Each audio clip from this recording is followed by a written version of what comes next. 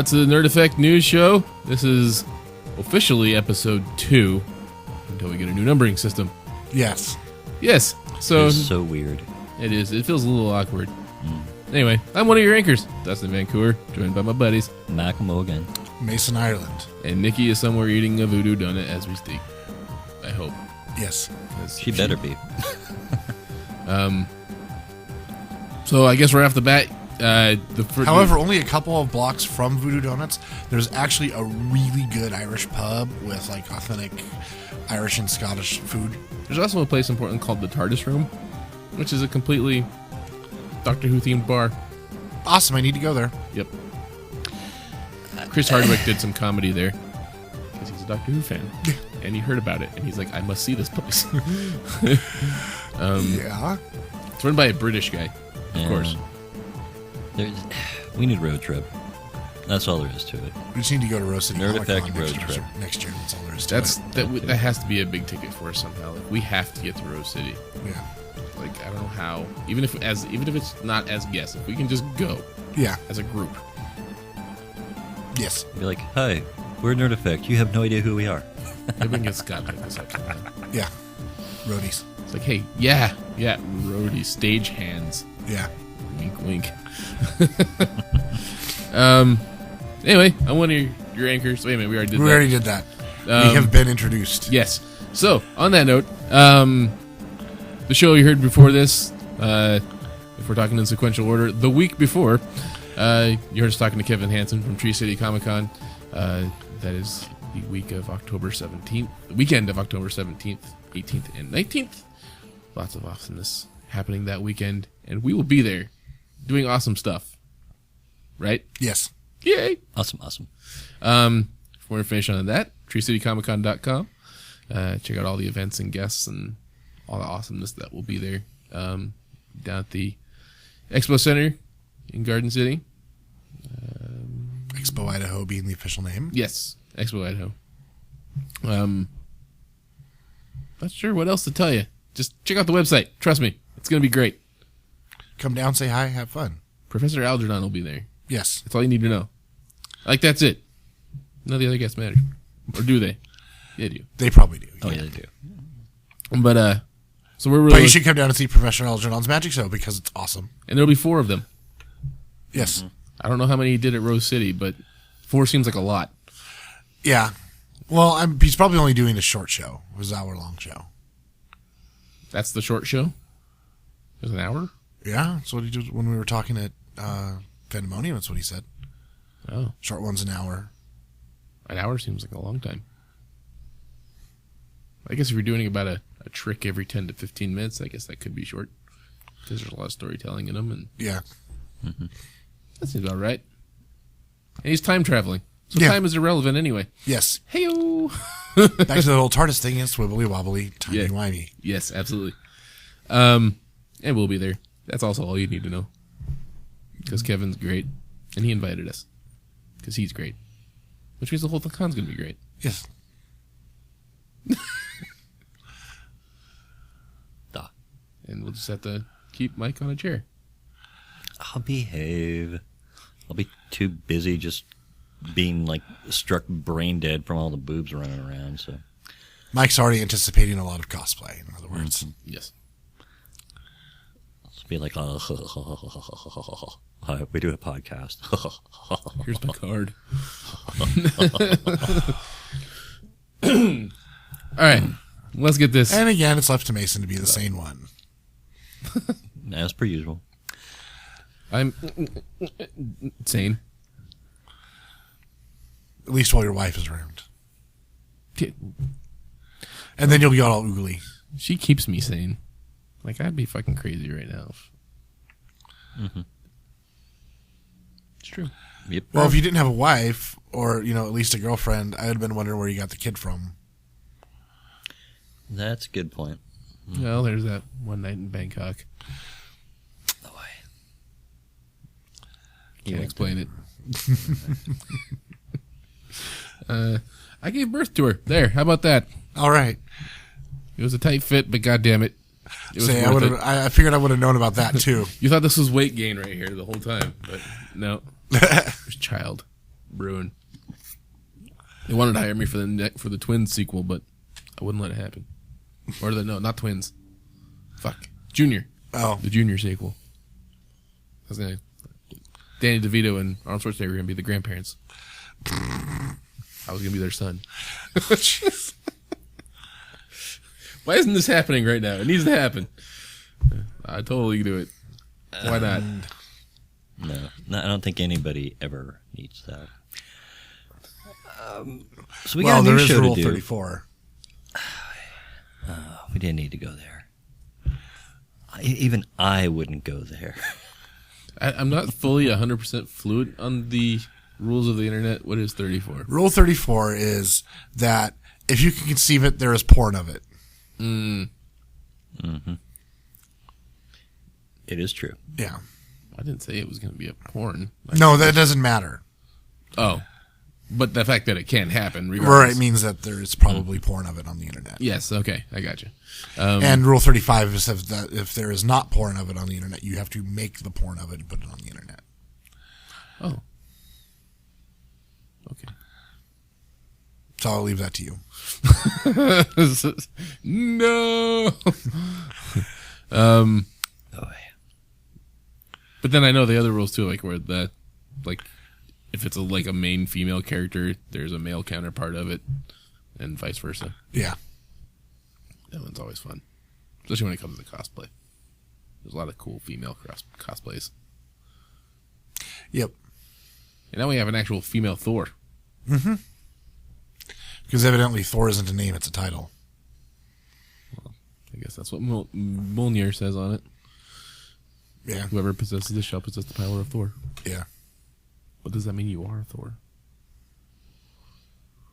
you are the god of thunder all of a sudden, and so yeah, I guess so.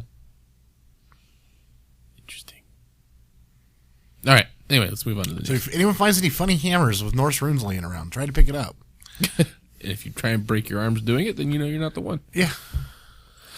All right. Shall we do the Roshami?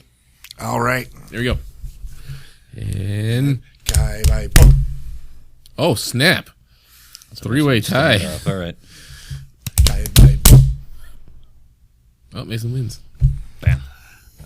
So yeah, I guess I will go first. Okay. So, occasionally people get all down on anthropologists. And we aren't important. We don't do anything good. This one's for you. Ha! The Doctor does laugh at anthropologists.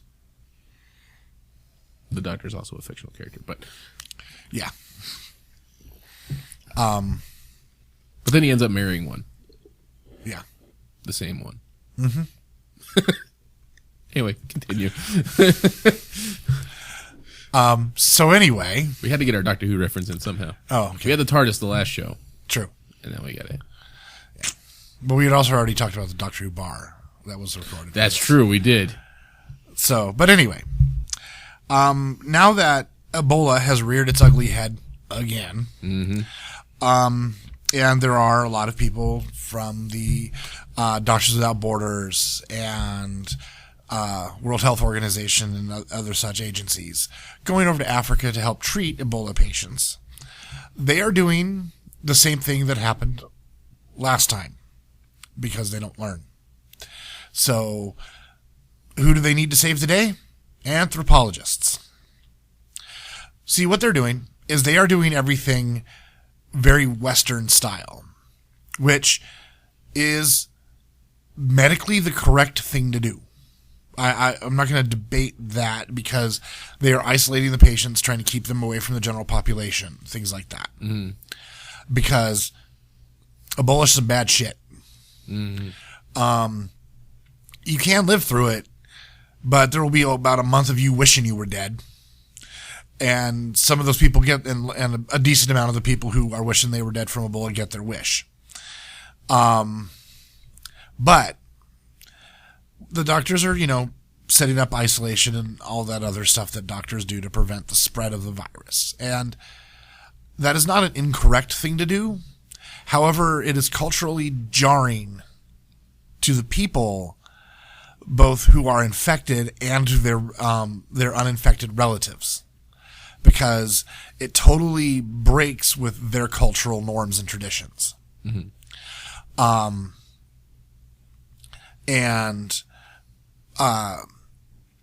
So again, they're calling for anthropologists to show up to smooth shit over between people.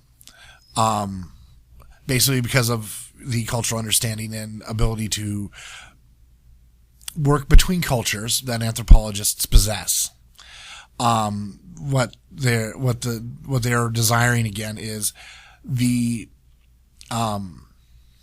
need. They want the anthropologists to come over to try to make compromises in the system.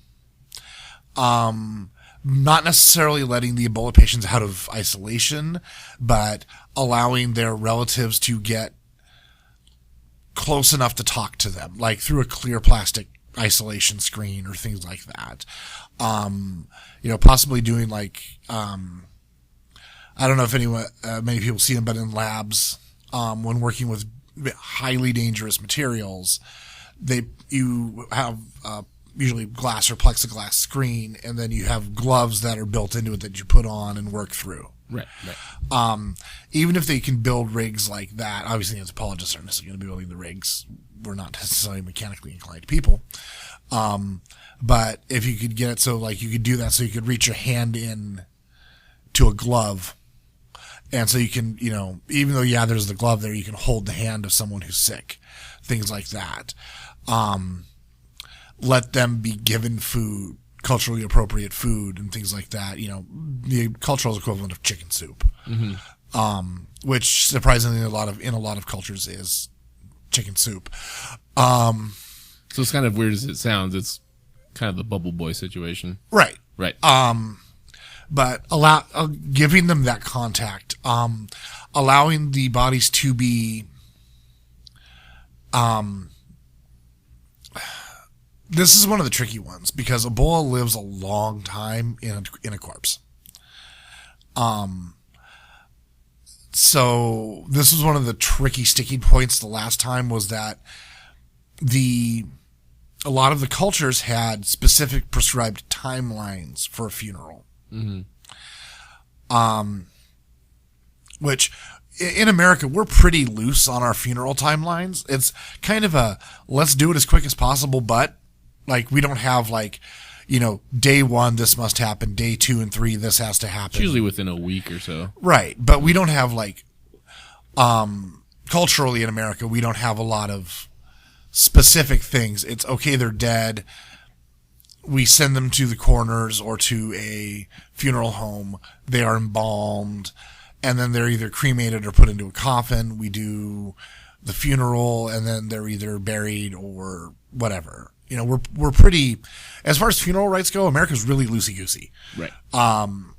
It's basically at some point within a week or two, we have the ability for people to say goodbye. But besides that, we're pretty, we're not really very conscientious of timing on it. Whereas in a lot of other cultures, they have day 1 after, after the next sunrise from when the person dies, this has to happen. Day 2, this has to happen. And like I said, the problem is that with Ebola, it can live a long time in a corpse. So that means it can spread through fluids from the corpse to healthy people. And one of the things a lot of African cultures do is they wash their dead. Which means water. Which means Ebola Transportation Department 101. Yeah. So, finding ways that the people can safely perform their funerary rites and then inter the bodies in some way, because there's a lot of burial, but burying in a Ebola-filled corpse, you have to bury it deep. And, that whole 6 foot under thing, that would be great. That would be enough distance. The problem is that nowhere in the world has 6 foot under ever really been 6 foot under. That's just a term that came up somewhere. And no one's really sure where the term 6 feet under came from, but like no one's ever really buried corpses that deep in the ground. I'll say it seems more like 4.5, 5 feet. Well, to the bottom of the coffin. Yeah. Not even to the top, because, coffin's like 2 feet deep. So 4.5 feet down, you have 2.5 feet of dirt above the coffin. So that's sparing people the gory details of what happens. It has to originate back to a zombie apocalypse thing. The further you Bury- bury them, the harder it is for them to get back out of the ground. Yeah. At 6 feet under there, we wouldn't have a zombie apocalypse of zombies rising from the grave, because not happening. That's a few tons of earth over a person. Also, it wasn't like an Old West thing. Well, the 6 foot under thing was an Old West thing, yeah. Yeah. That's where the term got popular anyway. But so we don't really bury corpses deep enough. So we would have to find a way to mitigate the recurrences or spread of Ebola, but still get everybody happy, especially the natives, because They want their funeral rites. well, they to want be their honored. funeral. Yeah. And that's not bad of them by any No. means. But like there have been books written about this by anthropologists who went through it the last time. Evidently they weren't picked up by Doctors Without Borders or WHO. But they had also a large problem after, word spreads. People talk. That's what we do. But like after word spread about the doctors ignoring people's cultural desires, basically, it wasn't put that way, but like villages would insist they didn't have any Ebola and wouldn't let the doctors in, even though they were rife with Ebola and they knew it, because they didn't want the doctors doing these scary things and not explaining. And that's another part of the problem is that the Western trained doctors, because they're not used to having to explain why they do things to people, just didn't. Because in Western societies, westernized societies, I should say, because this would apply to like Korea and Japan and other first world nations basically too, doctors come in, start setting up things that look to us Westerners obviously like quarantine. We're not going to question what the doctors are doing. We're just going to let them. Whereas No more than I do. Whereas in Africa, they don't know what's going on. They have, because of the differences in culture, they have no frame of reference. It's just weird and scary. So, they question and they refuse to they try to prevent the doctors from doing stuff and, trying to maintain their own culture and their own way of doing things. And again, so yeah, anthropologists are once again needed to go smooth shit over in Africa due to the Ebola outbreaks again. Like I said, there's books on this. I've read them. So yeah.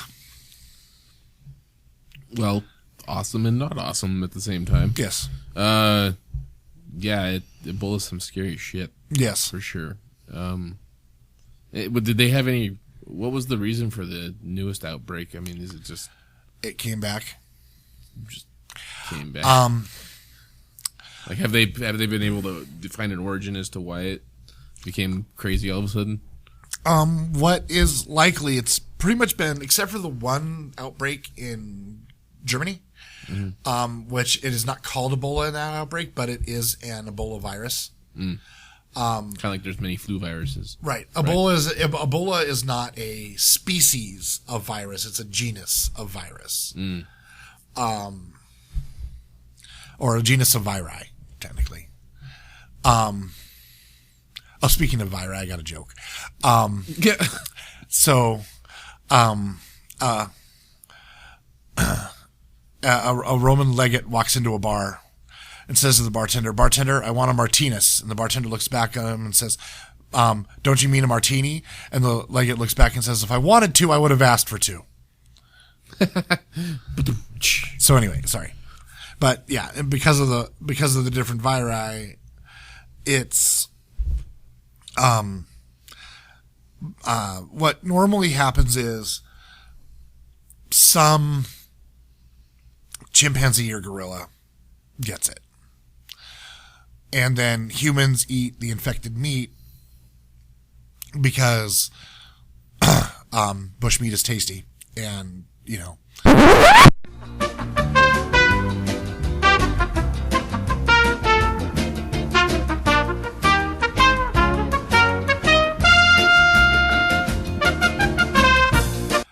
Yeah, so I'm just going to start part of that over. Sorry about the coffee fit, everyone.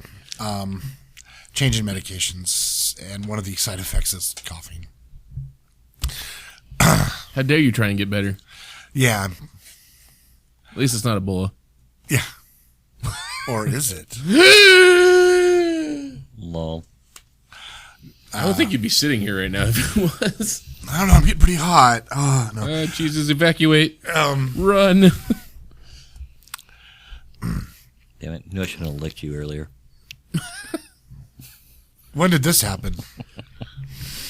In your sleep, baby. Now I really hope I have Ebola and he kills him. No. But anyway, bushmeat, while usually technically illegal in most countries in Africa, because bushmeat generally means monkeys and apes. While illegal to take in most countries in Africa, the laws get a little fuzzy if you find a corpse.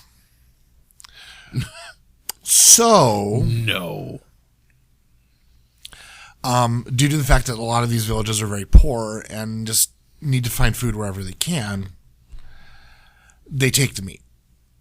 And oftentimes, if it's a pretty fresh looking corpse, they'll just take it and take the meat, cook it, Mm-hmm. Problem is that most cooking doesn't kill Ebola.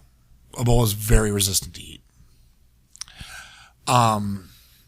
So then the people contract Ebola. And then the people interact with people, because that's what people do. We're social creatures. Spread the Ebola, and people get sick and die. So that's where most of the outbreaks come from. The one in Germany is weird and hard to explain. No one knows really where it came from. Ghost of Hitler? It's a really weird reference, I know, but German monkey eaters, apparently, or something. I don't know. Well, they're in their spandex and... Not spandex. What was I thinking? Lederhosen? Not the Lederhosen. The plastic rubber... PVC? Latex? Yes. Run around in their latex eating monkey. Yeah. What? Are they nihilists? Of course, they're German. Well, the Have a pet ferret. cost of latex, there's a lot more manufacturers for latex nowadays. It used to be it was really hard to get a hold of latex and really hard and expensive to get the clothes made and get the colors and all that. Since then, a lot of manufacturers have started making it, so... Why does he know this, Mason? I'm going to just stop right there. I don't know where he's Probably going with giving this. more Quick, somebody pull up Mike's Amazon account. No, He's been please ordering don't lately. pull up Mike's Amazon account. Mason, you were talking. I should let you talk. I don't know what to say anymore after that. I'll go. I'm floored. So, anyway, yeah. Basically, the moral of the story is Ebola is bad and anthropologists are useful. Good day. Good day to you, sir. Yes. Mic drop. Ow. That's funny because my story actually ends with Mike drop, or drops Mike. Why am I getting dropped? God. Well, I deserve it. Okay, fine. it's gravity, But- really. Yeah. All right. Title of the story. This comes from the Huffington Post. .ca. I hope. Ooh, Canada. Yeah, I hope Mike doesn't mind because I stole this off his wall. What's it about? Light has been made solid, paving the way for real lightsabers. Booyah. Yeah? Okay. Scientists at Harvard have made photons of light behave like solid molecules, paving the way for advances in quantum computing and, well, lightsabers. Yes, you read that correctly. Lightsabers, blah, blah, blah. We're not talking about recent real lightsabers that look authentic or burn through objects, but which would make for a very disappointing duel. No, these lightsabers would actually bounce off each other. Oh man, let's see. So, this is a work of a group headed by Harvard physicist Professor Mikhail Lukin and MIT physics professor Vlad Vletic. In a new paper published in Nature titled "Attractive Photons in a Quantum Nonlinear Medium." The scientists detail how they made photons form molecules. Photons, the particles which make up light, are in most cases massless and easily pass through each other, but the Harvard-MIT group was able to use a vacuum chamber, laser beam, and a cloud of rubidium atoms cooled to near absolute zero to make photons behave very differently. Most of these properties of light we know about originate from the fact that photons are massless and that they do not interact with each other, Lukin said in a press release.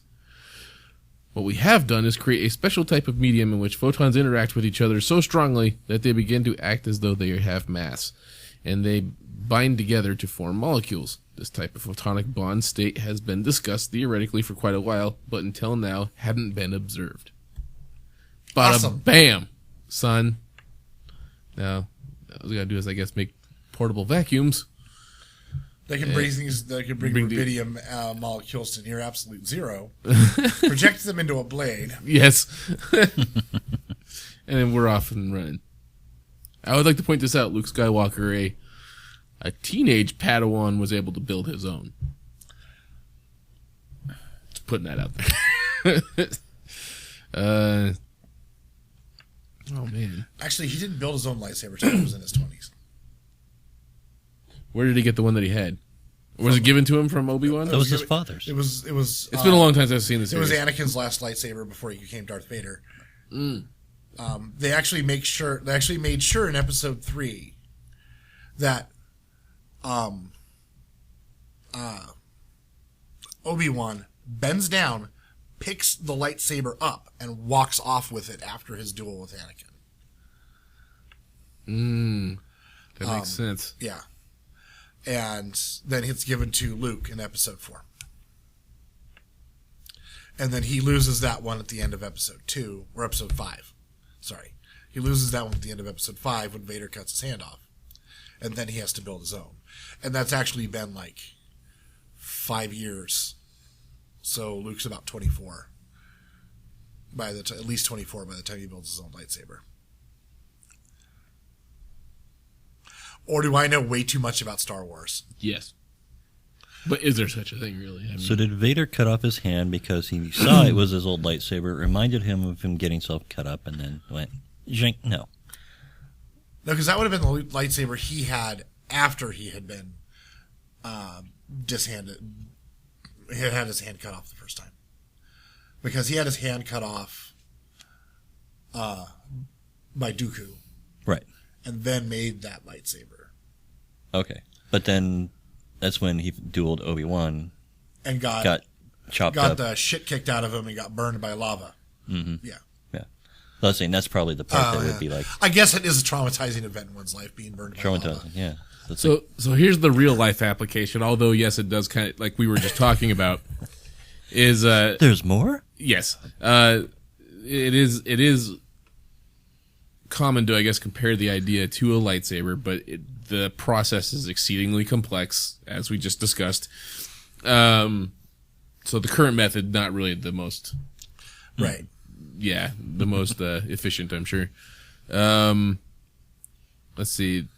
The scientists say their research will be most useful in constructing quantum computers. This is important because scientists are already predict that the makers of computer microprocessors will soon hit certain physical limits, which will make it impossible to continue increasing computational power. Yep. It's back to, Which is probably, However, which is probably why you haven't seen anything beyond an i7 processor in the last 4 or 5 years. no, that's a brand name. That's a branding name. What you have to look at on the processors is like, like the newest processor that just came out is a Haswell E. It's an i7 Haswell E. Okay. It's not the i7 that matters. i7, i5, i3 are just lines of processors. Oh, Basically top, middle, bottom. right. The Haswell E is an 8-core, badass, biggest of the biggest, powerful of the powerfulest processor that Intel has out. It just came out. It is built to work with DDR4 RAM. The X99 chipset, which is the chipset that goes with it, is stonkingly powerful. Has way more, SATA buses than any other chipset before it. A lot more built-in USB buses, like 10 USB 3s built into just into the North Bridge. this sounds really, really sexy. Yeah, Oh, it does. It's sexy. But the Haswell E, like the one before Haswell E's, were up to about 3.6, I want to say, gigahertz, 3.8, something like that. Mm-hmm. Haswell E's are back down to 3 gigahertz, but they're more powerful running at 3 gigahertz than their predecessors were running at 3.6. Gotcha. I think they got 8 cores computing. Well, no, yeah. each individual core is faster, Right. Yeah. even on the 3 gigahertz, even at Yeah. a slower clock speed of 3 gigahertz. They've and they already- also, yeah, I would say they also just recently, Intel also announced that they broke the 5 nanometer barrier. So they can make them even smaller now. shiz. So we've got at least one more generation of processors, probably a couple more before we hit that limit. But anyway, Yeah, they've been in theory gonna hit the limit for a while. yeah. Which is why they started doing like the dual core and the quad core and all that, because they're trying to up that processing power without being able to get the thing smaller. But meanwhile, they were still getting them smaller. Yeah. So now we're up to 8 cores that are still each individual smaller is powerful. Or Yeah. And This is still, it's still working. The Haswell E is still a 6 nanometer core, though. yeah, but there is in theory a limit you're going to reach where basically the size of the molecule is not going to let you go any smaller, Right. Right. and that's what they were referring to. However, light doesn't have a limit. Right. So that, yeah. A quantum computer will use weird effects from the world of a very small such as superposition and entanglement to make calculations in previously unheard of speeds.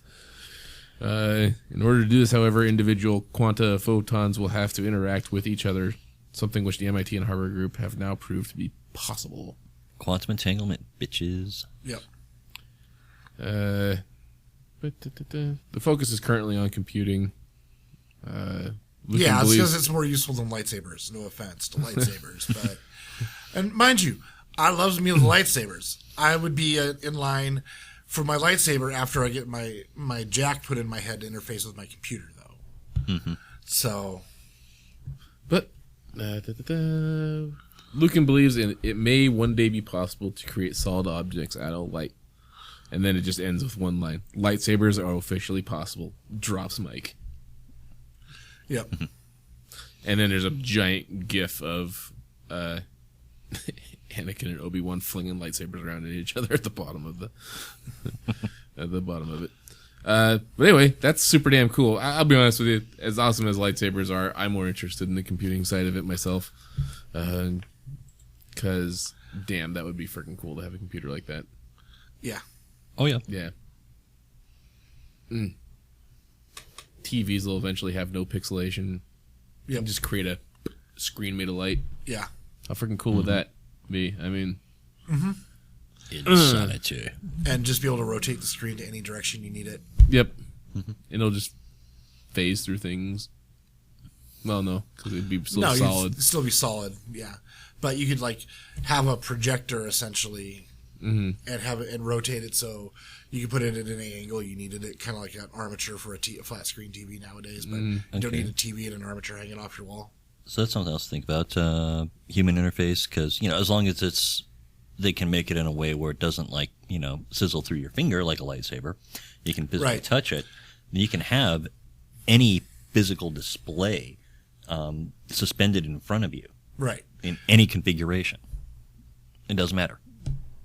Yep. And you can feel it. It's Yeah. real. Well, I don't know. Touch it. I don't remember if you had joined the show yet, Mike, but do you remember the movie Minority Report? I was just Yep. thinking that, where he's like got the glove and he's like fucking moving shit around. And yeah, he's moving holographic displays and stuff Oh, yeah. around. Yeah. MIT actually built that interface. Like, it's a real interface. Like, the way they do it nowadays is it's projected onto screens, and you can just move, and you have the gloves, and you move the gloves in front of the screens, and it does what you tell it to do. But actually having it be able to physically project out like the whole. Oh, yeah. That's exactly what I was thinking about, was that. But you don't have a gloves or any type of interface. You're actually physically touching it. Right. Bling it over there, and it's programmed to react. I mean, it's just freaking amazing. Yep. But that's all. Okay. Just lightsabers, computers, Awesome. quantum. Yay! All right, so let's see if I can top this off with immortality. Hey! So, hey, we'll be able to live to see these. Quantum computing and immortality. Yep. Sounds So like we'll be able to live for them to get this quantum computing in place so we can actually use it to play. Sounds like Cyberpunk to me. Let's do it. Yeah. All right, so. Hey, did you guys see the last episode of Doctor Who at all? Not yet. No, I haven't had a chance yet. The time heist? No. No, I haven't had a chance to watch it yet. One of the characters has he's got a computer built into his brain. Pretty freaking cool. He's got a USB jack in his head. It's pretty freaking cool. It's Doctor Who. I love Doctor Who because it goes out and it uses just like It's got a British budget. Yes. So he in the show he jacks into his head, and then at the other end of it is obviously a USB-A connection, the flat side. Yeah. And it's projecting an image out of it onto in front of him. Like, that's a fucking USB cable. It's not a projector. But then again, it's also in the future. Who knows? But Right. And it's in another galaxy. Why does another galaxy have USB technology? Because USB technology is pretty awesome for computing. It is. It's the highest security type of USB, You have to stick it in like 3 times to actually get it in. Not now, because we reported that in the news. It's still voodoo if it doesn't take at least 3 tries on a USB. Witchcraft, burn them at the stake. The witch, she turned me into a newt. It got better. Anyway, researchers discovered off switch for aging cells. So, This is like the 3rd or 4th story I think Mike has reported on about I keep immortality. running into them, and this one's a little bit more technical on the subject. It's not just kind of just some general, sort of hey, random- we can do this someday. This is like random getting into a hypothesis. few specifics, yeah. So, so in order to continue living, your cells have to continue multiplying. Yes. So they divide, they create a copy of themselves in the DNA, and then you have 2 cells instead of 1 with the same DNA. Yes. And that process just happens constantly to keep us going. So apparently, there is an enzyme, or Enzyme. Enzyme. Yes. Or Fuck is you, it- Eminem, for being so close. Lol. So I just read over it before we started the show. Now I got to go back over it. I suck.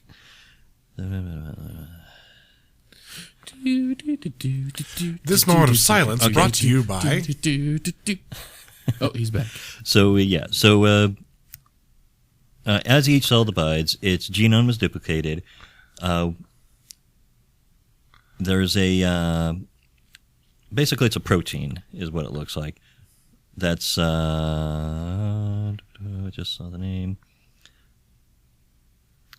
Telomere.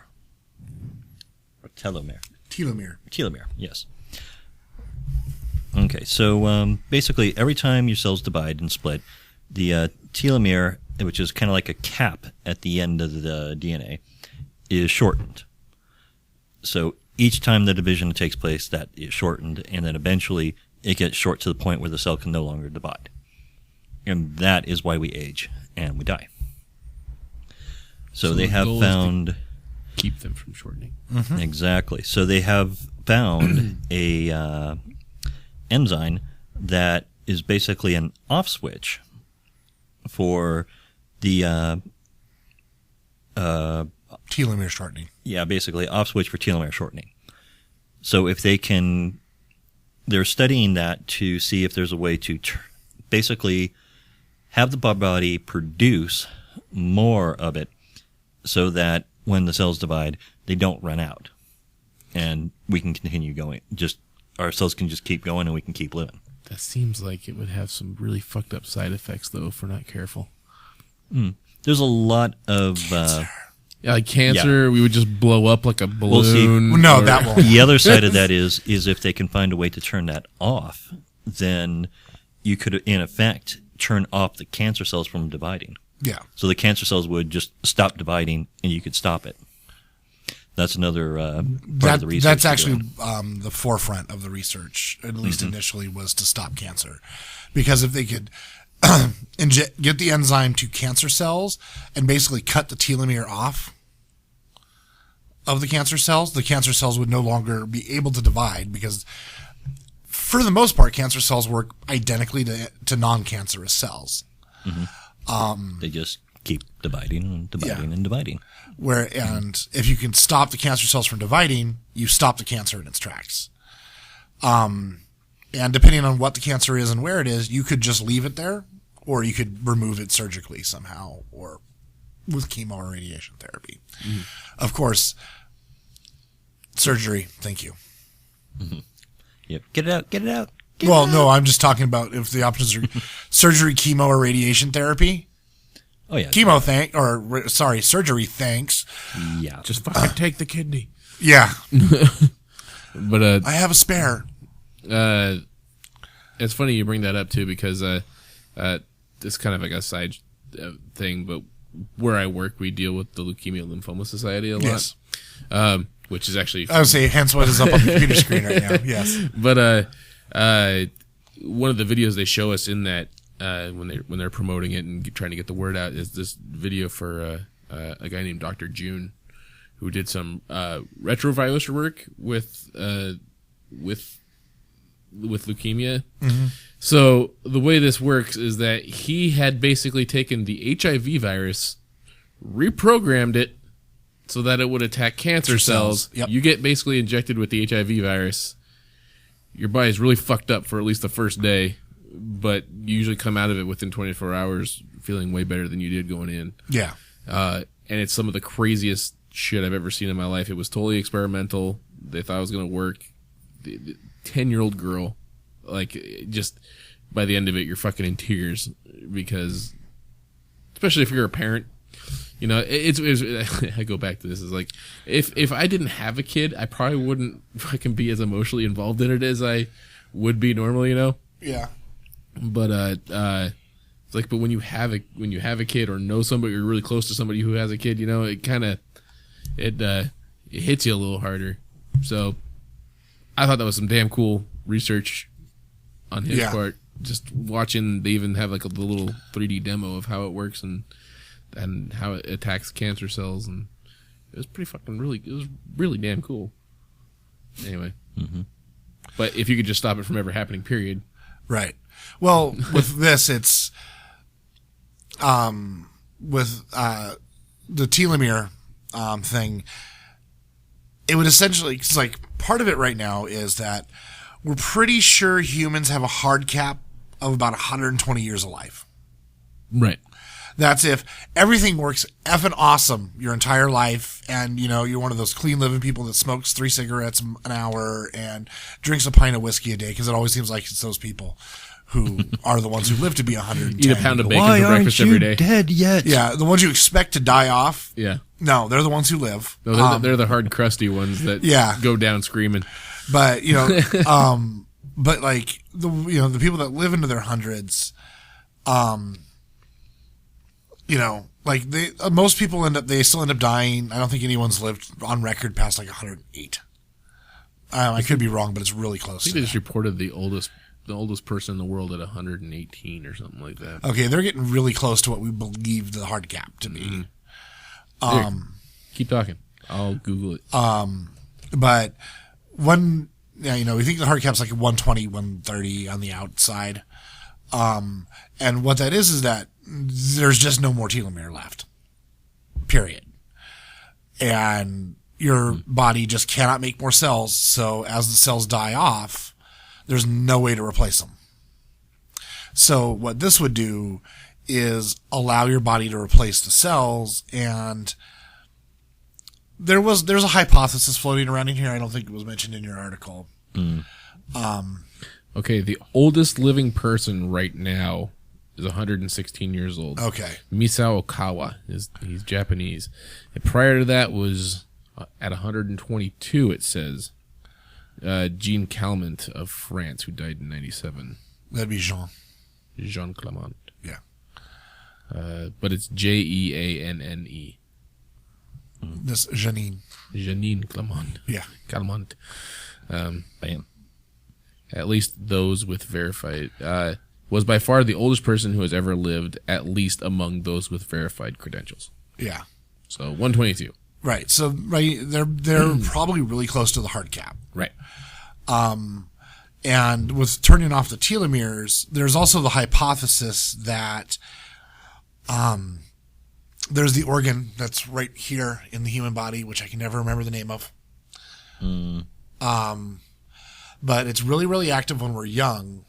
By the way, I'm pointing at just below the points. The thyroid? No, the thyroid's in the back of the neck. But it's right below the point where your clavicle points touch your sternum. But it's really active when we're young, but then as you get older, it actually withers up and dies. So if you could reactivate it, turn it back on, and reverse and get the telomeres to lengthen, you could actually reverse aging. Is another part of this, as a hypothesis that goes along with this.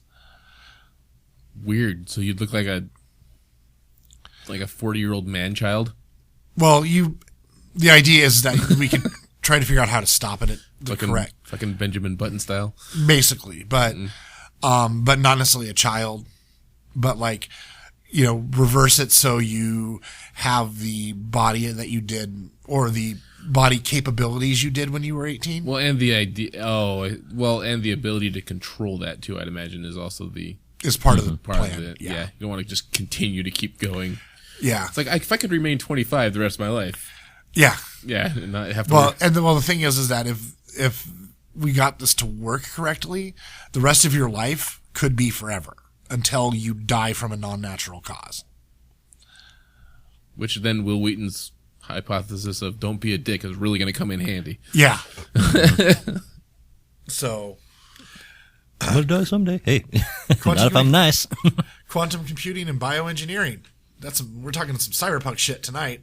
Now I would imagine that And a super virus. I imagine the body would still need food and whatnot, food and water yeah. and all that stuff to yeah. keep going. Oh yeah, you would still need to supply fuel. It'd just be like living day to day now. It's just, it'd keep going. Yeah. The problem is I don't think they let you retire at 60 either. Nope. You'd have to continue working. Have to continue for the rest of working. your natural life to keep making Money to make the payments to keep getting the drugs. Oh yeah, that'd be a real bitch, huh? Yeah, immortality ain't gonna be cheap. No. Which is gonna be really sad because that means it's only the wealthy are gonna. So what was keep that movie? The one where they? Gattaca? Yep, that's the one. Well, there was They had the another. time. There was another one too. recently, like it had Justin Timberlake in it, where the idea was that their currency was how much time they had left in their life. Everybody was perpetually 30 years old. That's For not their the one we were entire- just talking about. What? That's what I was thinking of. Oh, I was thinking Gattaca, the old one with Josh Hartnett. Oh no, okay. So I'm thinking of one he was thinking. Okay. But but I can't remember basically, the name of it. currency is the time of life you have left, and like built in is like a little LED screen into your skin that tells you how long you have left to live till you just basically drop dead. Okay. And then you can use that time as currency to purchase items and stuff like that. But perpetually, you're 30 years for the rest of your life. But you can earn time back. You can lose time. You can lose time as a penalty for doing Being a douche. yeah. So, but obviously the incredibly wealthy are the ones who are probably going to live forever because they can keep Yeah. time rolling as a currency. So that one, That and Buddhists, because they never want anything. but their clock is still going to tick. True. So yeah, immortality, lightsabers. See, that's why we just need socialized medicine, so we can all get our immortality for free, and the rich don't get to monopolize it.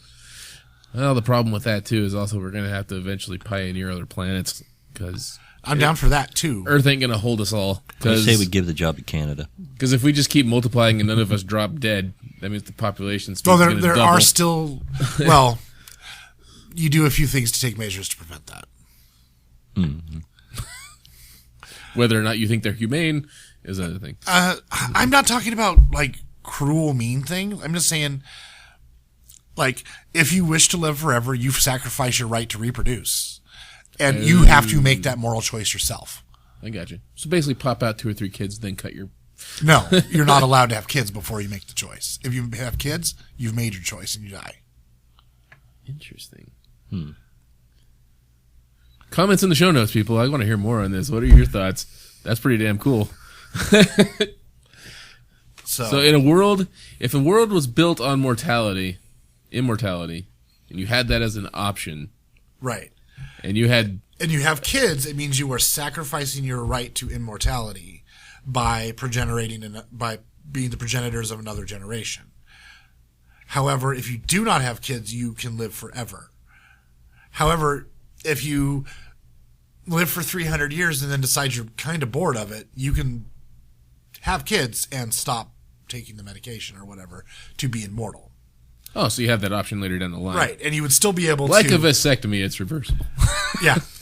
That's basically what it would be.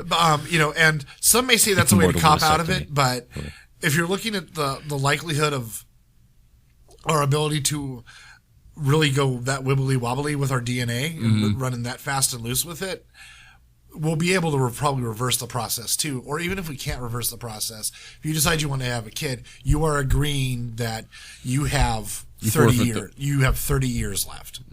So you have time to raise the kid, see them, begin their life, possibly get married or, find a significant other, and then Start their own light immortality. Right. Of course, also the other thing is that with immortality, like until death do us part type marriages are out the window because eventually we're going to get bored of people. And you're going to have to move on eventually because we're already kind of programmed to, in some ways, like humans want to meet new people and have new experiences constantly. And I'm not saying marriage is a bad thing, or I'm not saying that. And if you find someone that's there forever, or at least forever, meaning until one of you dies, awesome. But that doesn't always happen. And if you're talking about living hundreds and hundreds of years, unless you are the 2 extremely luckiest people on the freaking planet, you're probably eventually going to get bored of each other. So, Or annoyed. or something. Actually, I think boredom would happen, and then Probably. annoyance and everything would come after that. So, Boredom Seems to be leads the to common annoyance. Annoyance leads to divorce. yes, but it would take moral, like it would take ideological and moral shifts away from our current state of morals, or most people's current state of morals, because there are people that are okay with drifting out of relationships and not having a problem with it. So, there would be changes required. I just started immediately thinking about like all the different laws and shit that would have to be put in place for people who have opted into immortality. Like, Yeah. I think that would be Imagine if you did something really fucked up and ended up in prison and you're immortal. You got life in prison. No, spank you. Well, Hopefully they would give you that option to opt out at that point. well, no. See, but that's one of the other things. Like, if you murder someone, like something that caused or rape someone, something that is a life imprisonment sentence. You know, especially the oh, you did this to how many people? So you're not getting you will never ever have a chance of parole. No, you're opted out for you because you lose a lot of rights as a convicted felon. Right. So that would probably be one of the rights you lose. So. But now you're talking about immortality as a right versus a choice. Your right to make the choice. Right. And then think The about choice would be made for you that you are no longer immortal. But is immortality kind of like a privilege? Is it a privilege or is it a right? Like kind of like driving. That's kind of like driving's not a Well, right, but it's a we have the privilege. right to vote. Right. If you are a felon, you lose the right to vote. now if you're in a So- civilization that has immortality and you're a felon and you lose that rights, isn't it effectively a death sentence? Even if Well, you're no, going to I- jail for 50 years. Well, okay, Mm-hmm. I'm saying as. I Yeah. No, I don't mean, disagree with any of this. Yeah, So well, I'm saying as like, you know, I'm not saying all felons. Like, Oh, yeah. you know, like someone who gets a crime of passion, murder too. You know, like if something happens and you become incensed and kill someone, you know, in a moment, like you're a husband or a wife and you walk on and your significant other having sex with someone else in your bed and you kill that other person or the husband or whatever, you know, that's a crime of passion. Mm-hmm. That's something that happened in the instant that was not premeditated. You didn't intend to do it. Or did not intend to do it over the long term. I say until 2 seconds ago. Right. But that's why it's called a crime of passion. You just get worked up and something happens. But it's something heinous, so society says you must be punished for it. Or Bob at work finally just got on your last nerve. Right. And you worked at the post office. But, sorry, old joke. But, so in that case, you're not, because that crime has a limited limited sentence, you wouldn't take away that right to choose immortality or not.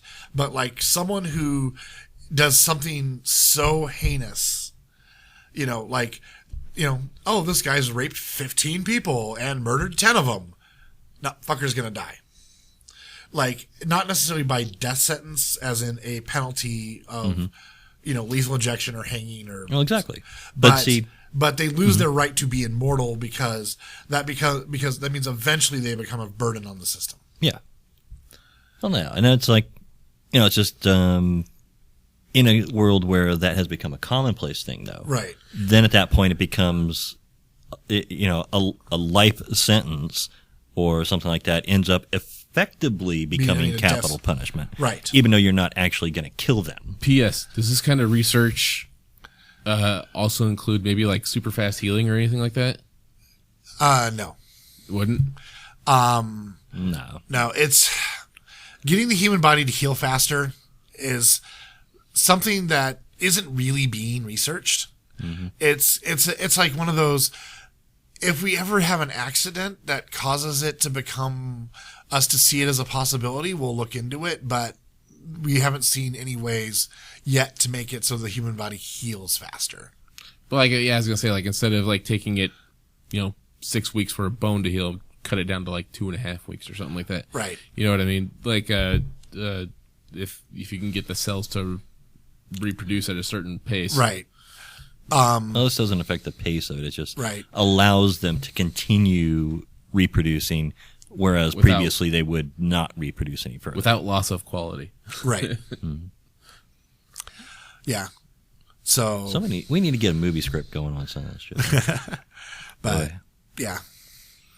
So, yeah, it's a, and that's one of the things that's like where one of those moral adjustments has to come in. I was gonna say this went totally into a moral realm instead of like cool science. It was like, fuck, what are the implications of that? Well, It's like, Science, to me, there is no bad science. oh, I agree. Like, there is nothing that you can learn from science that is inherently bad. anything that adds to the scientific body of knowledge is good, as long as it was done morally. And okay, sometimes you copy from the immoral people, but they already did it, so there's no reason to lose the science. Just ask anyone working in physics. Because isn't like a lot of physics came from Nazis. Look at what fucking China's doing right now. They're trying to even build a bigger collider. Good. Let them. If they make it, awesome. It's fucking crazy. Like an even bigger hadron collider than the other. America exists. Would have one bigger than the Large Hadron Collider right now if George Bush, I can't remember which one, I think the first one, wouldn't have shut down the project in Texas. There's plenty of room in Texas. Yeah. Oh, that's why they put it in Texas. Put it in Alaska, too, if you wanted to. Alaska's not geologically stable enough. That's why it's not in California or Washington or Oregon. We don't want that shit going off into the ocean when it happens. Well, no, it's just that they're not geologically stable enough, and you need this. The thing is so damn huge that, it takes up, even though it doesn't necessarily take up acres by itself because it's a big tube. Right. You need acres of land to put it on. Right. So geological stability is pretty important. And all pretty flat also is nice, which is where Texas comes in. That's true. Alaska's pretty mountainy. Yeah. And geologically unstable. It's part of the Ring of Fire, just like the Pacific Coast. Yeah, okay. So plus the colliders, it's a movie thing for those to like cause black holes, which we're not even stuff. Yeah, which we're not actually even sure there are black holes. Yeah, I know. I saw that in a recent study. Yeah, I'm sure fucking scientists out there are fucking pulling their hair out over that. But isn't it like the fourth or fifth like hypothesis or theory or whatever that's been submitted to try and disprove black holes? Yeah, and they've all been kind of just. Well, right now astrophysics has its heart set on finding a black hole. Yes, it does. So the theories that say no black holes are kind of looked down on. But mathematically, it's turning out to be more likely there aren't black holes. So it's kind of becoming more serious to have to look at it that way. So, because they say there's a supermassive black hole in the middle of the Milky Way, and that's why we're all spiraling towards it. It could be equally true that there's a lot of big fuck-off suns in the middle of the Milky Way, and that's why we're all spiraling towards it, because it's still a super huge amount of mass. Right. So, and we have no definitive proof of a black hole, but we have definitive proof of supermassive stars. So that's what they're looking at, is one of the big things. And would it be cool to find a black hole? Yeah. Would it be cool to find that there aren't black holes? Yeah. I mean, if you're the person who proves it one way or the other, you are the astrophysics rock star for the next 100 years. I mean, that's just how it is. You walk into astrophysics conferences, people throwing their pocket protectors at you. It's just going to be crazy. Cray. It's going to get all physicky up in this bitch. Yep. Got your physics up in here. Neil deGrasse Tyson would be the first one on the dance floor. That's right. Even though he's been a big proponent for the whole black hole thing, but but I'm sure he'd be like, you know what? Either way, bro. But we'll see. He's also a good scientist, though. So right. If he was given definitive proof that there were no black holes, he would change his opinions. He would change his opinions to meet the facts of the day. Right. So, and they'd have to, which is what good scientists do. So, yes, and then they'd have to completely refilm Cosmos, the first season of Cosmos, which is okay because we'd get more Cosmos. Yes. Mm-hmm. So, but right now the prevailing theory is that yes, there are black holes. That's why when they did Cosmos, it was looked at under that light. Mm-hmm. So, right. Anywho, yeah. So that's news. Any other side news? And it got off onto philosophy there for a minute. Yeah, it did. Um, Got all morally up in this bitch. yeah, ethicals. Ooh. I saw something about Destiny's loot system being corrected. Oh, the loot cave of doom. Yes. Yeah, I heard about. There's this one cave out in the middle of Russia in Destiny where people would just any time of day you would see people out there just firing into the cave. Mad loots, yo. And yeah, because things just perpetually spawned in there, and it was just one of those things where there was no spawn timer; it was just things spawned, like until there were kind of like a set amount, from what I could tell.